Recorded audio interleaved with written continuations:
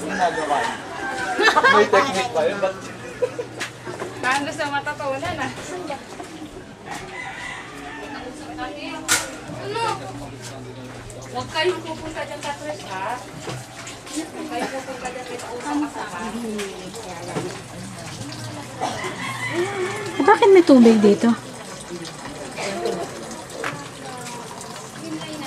Hello? Ikaw ba yung na-dengue? Ikaw! Halika, halika! Adelpha Fideris, 84 Calinisan Street, Batasan Hills, Quezon City. At yung pangalan po ng na-dengue? Si Catrice Yu. Katrin. Ibang klase ang lagnat niya, malamig yung paa, yung dulo ng mga paa daliri.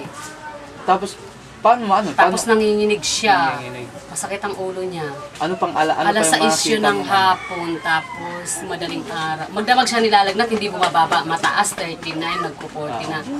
Tapos nung mga bandang umaga na mga lasing, nagsuka.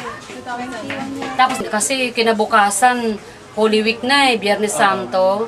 Wala na mga laboratory. Gusto nila ipa-check, ipa-ultrasound. Ay, sige. Ipa-ultrasound daw.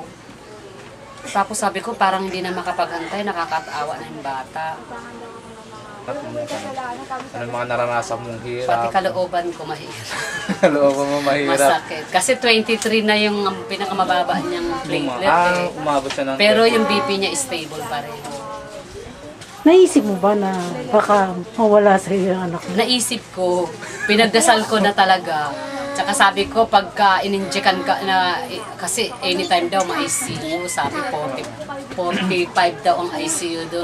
a day. 45,000. Oo, sabi ko, ay, pag 45 na ano siya, pag halimbawa nag-decide silang i-ICU, sabi ko, hindi na ako mag-ICU, dali ko na lang simbahan. Ayun.